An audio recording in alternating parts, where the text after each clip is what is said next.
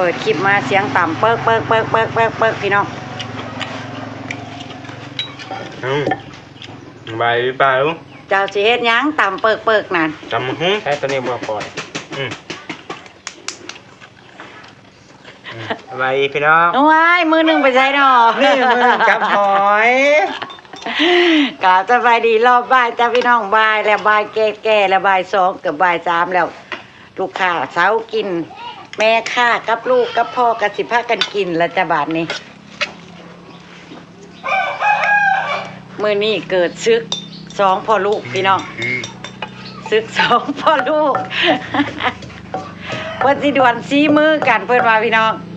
พ่ออยากกินก้อยห้อยลูกอยากกินตำห้อยแม่ก็เลยบอกเอา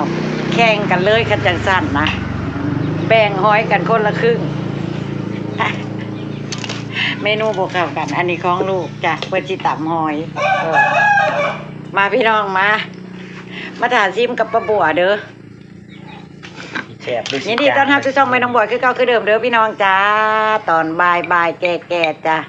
ใช่หลายน้องพริกอ่ะมาถ่ายซิมฝีมือตำห้อยของน้องบิ๊กแล้วก็เบิดหน่วยโลดฝีมือก้อยหอยของลุงพรจ้ะเห็นมั้ยพี่น้องโอ้ยสร้างความคิดแตกต่างกันมือนี้จองพ่อลูกนี่มือนี่แหละพี่น้องอยากคนละแนวป้าบัวก็เลยถอยออกมาให้ซุ้มเพิ่นประชันฝีมือกันซะเลยว้าว2คนอยากกิน2แบบจะให้ป้าบัวเฮ็ดให้เนาะพี่น้องป้าบัวก็บ่เฮ็ดแล้วป้าบัวก็ให้เฮ็ดเองโลดแล้วพุ่นให้ปรุงแข่งกันบึ้มบั้มพี่น้องเอาแซ่บกว่าไทยซึก2เสพพี่น้องมื้อนี้เกิดซึก2เสพแน่นอนพ่อน้องมิกกับพี่ตีพี่ทันขนาดป้าประเด็กเบิดขวดพี่น้อง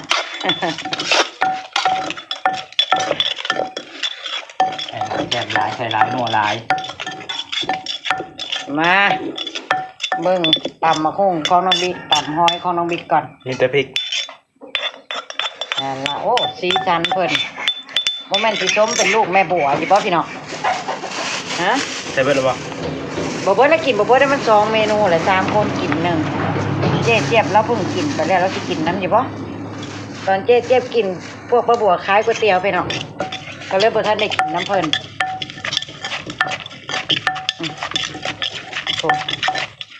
อันนี้โอ้ลูกไปแล้วเด้อแล้วจังสิใส่หอยบ่ลูกข้าวมันก่อนน้องนี่สมเป็นลูกปลาบัวอยู่เด้อนั่นสีสันกับเป็ดตาแซ่บแล้วใส่เลยเนาะจ้าโคเล่กับเป็นอันซิมเลยลูกไหนมาเบิ่งของพ่อซิมแล้วพ่อซิมแล้วของพ่อจืดจ้ะเพราะว่าก้อยหอยบ่ต้องเฮ็ดเผ็ดเนาะเป็นจังไดคุณพ่อฮะโอเคแล้วลุงพรว่าแซ่บแล้วพอเสร็จแล้วได้บิ๊กพอเสร็จแล้วได้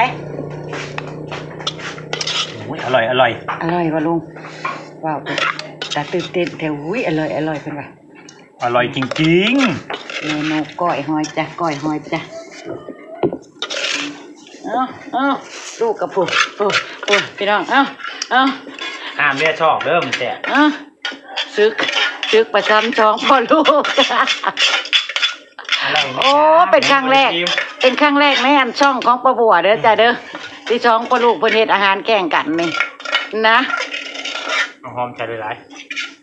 มาโชว์บาดนี้โชว์ของไผของมัน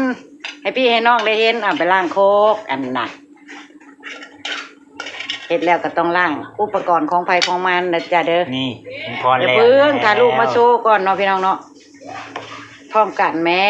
พ่อใหญ่พรจะเอาเปรียบลูกชายแม่ล่ะบ่ได้เอาเปรียบได้ล่ะชิมใหม่ให้หายคล่องใจก่อนนะมีแสดงว่าบ่มั่นใจบิ๊กพ่อเจ้าน่ะชิมแล้วชิมอีกมาเอามาโชว์เอามายกขึ้นมาโชว์ของไปของมันเอายกโป้พี่น้องมันมื้อนี้สิเป็นแบบว่าบ่แบบสิกินแบบมีความสุขขนาดแล้ว2ปลูกเพิ่นเฮ็ดแข่งกันสู่กินนี่ปะ ป้าพี่น้องปะเสร็จเรียบร้อยจ้ะอันนี้ก้อยหอยลุงพรอันนี้ตำหอยน้องบิ๊กจ้ะบานเพอเวอร์อยู่จานเพิ่นนี่อาจารย์เพิ่นพี่น้องก็ต้อง ธรรมชาติของเด็กผู้ชายแหละที่เรียบร้อยกว่าเด็กก็เป็นไปบ่ได้แล้วเนาะม่วนปากจานในก็ลูกมันคือบาดเฮดเทอร์เลอร์อยู่แท้นะโอ้ยบ่อายป้าอายลุงบ่เฮ็ดทีละหายกระดอเนาะโต๊ะบ่ มาบัดนี้มาตำหอยจ้าตำหอยน้องบิ๊กจ้ามาจ้าปุ๊บสีสันเพิ่นพี่น้องอันนี้ก้อยหอยลุงพรจ้าก้อยหอยลุงพรมาจ้ามาพี่น้องมาพร้อมกินพี่น้องพร้อมกินมาเรียบร้อยลงมือลูกลงมือมาพี่น้องมาซิมน้ำปลาบัวนี่ซีมือลูกกับพ่อนี่โอ้มือนี่ปลาบัวได้ถากินได้พี่น้องปลาบัวได้เป็นมือกล้องได้รุ่นถากินซิมของพ่อก่อนเด้อซิมของพ่อก่อน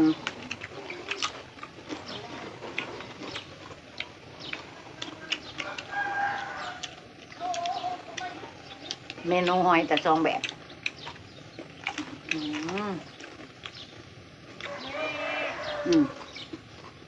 ใช่พอใส่มังงาลูกชิมของลูกสีสันเป็นตาแสบใช่สุดยอดของลูกใส่ก่อนคุณลองกินให้มันช่วงนั้นจับลูกค่ะ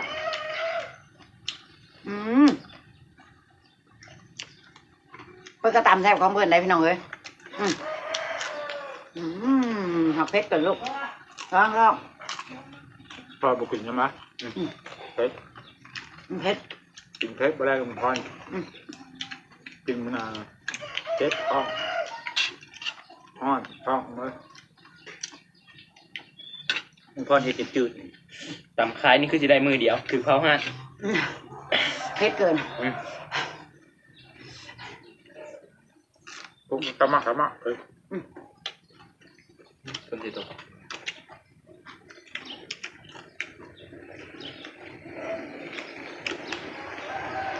พอไปใส่ตั้งคนจำวะแต่เจ้าไปตั้งก่อนพอเป็นไงเพชรเอาไปเพชรได้ไหมคะอาจารย์วะโอ้ยการปิดเป็นยุบง่ายนึงมาเติมคิวอ่อนพ่อไปวะมันก็ต้องใช้ก็ผิดถามต่อกระจับไปโลกมันเด็กขึ้นโอ้ยเพชรประจันไม่ฆ่าพแนมหนาพอมาแตะกับว่าจะบัดพูนิมบุกินเพชรว่าจะ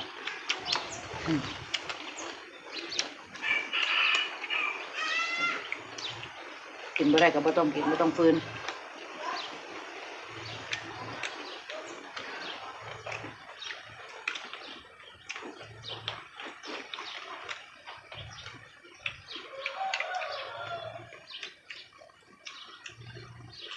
เมื่อกี้ผ้าห้องอื่นรถพี่น้อง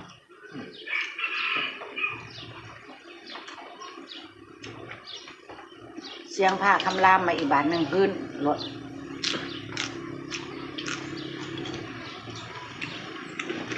เกี่ยวฮะมาทำเอาเกี่ยวข้าวทั้งหัวครัวคนน้ำคือกันนะจุฬาไม่ค่ะก็ไม่บ้าน้อยจุฬาพอเพิ่นขามาเกี่ยวเขาพี่น้องจุฬาร้านเคยประบัวที่ส่งจิโร่อยู่เคมาลาดนะเพิ่นขามาเกี่ยวเขาอยู่เล่าเลย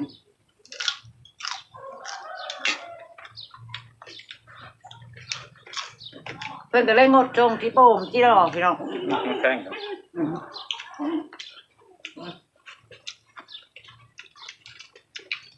กูได้ไล่เขาเนี่ย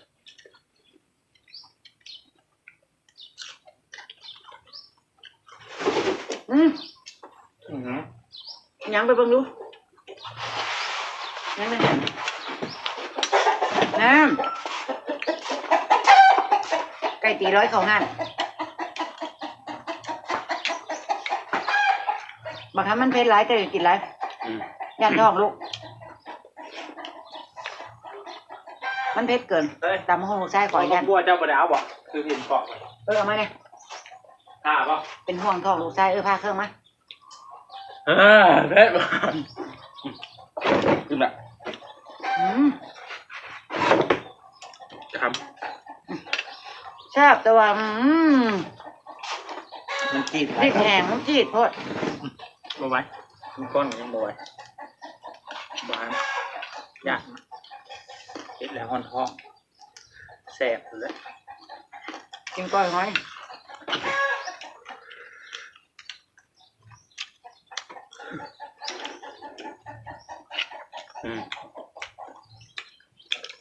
หอมแขมให้กินได้ก็ดีนะพี่น้องหอมแขมสดๆ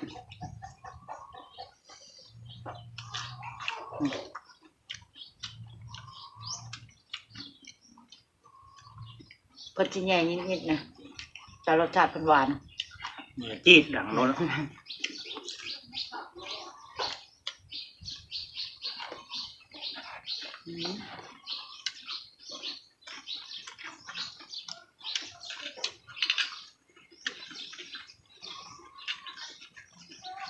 บ่มีแดดจักเป็ดลง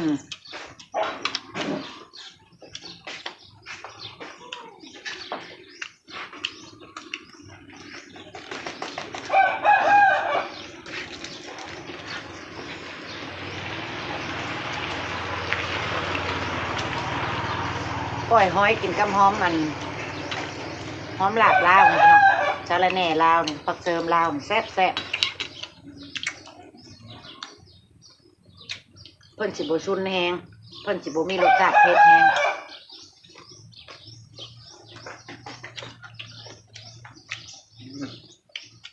ใส่ได้ไงเอาบึน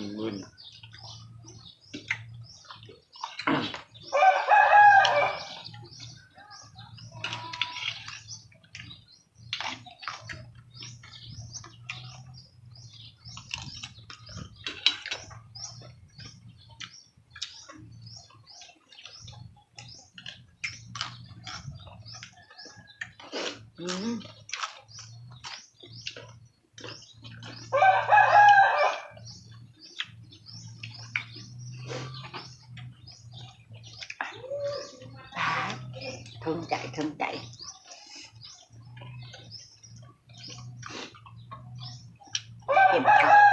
กินข้าวเช้าก็โจน41 โมงพี่น้องมื้อนี้นะพอมากินอีกทีก็เกือบ3 โมงเย็นแหละ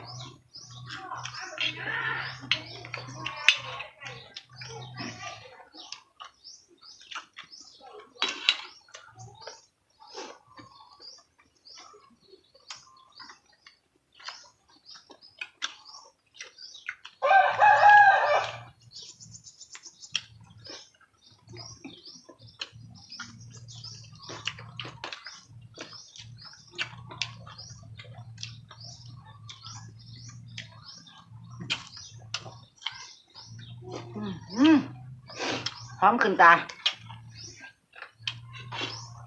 หอมแขกขึ้นตาป้าบัว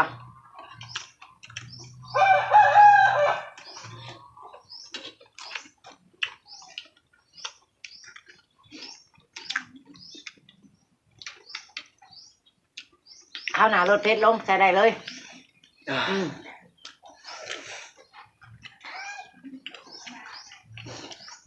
ถือพริกเผ็ด อืม ช่วงนั้นพริกบ่เผ็ดก็ใส่2-3 กรัมคือก็บ่เผ็ด อืม อันนี้ใส่8 หน่วยนะ พริกแห้งสุดยอด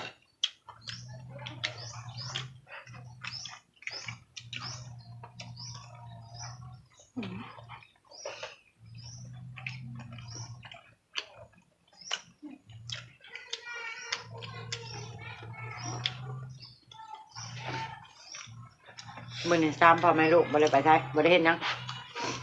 อยู่หั่นไปแต่เช้าหาคุดจิรอดแกงฝนกับลุงพรกลับมาหนาวสั่นยิก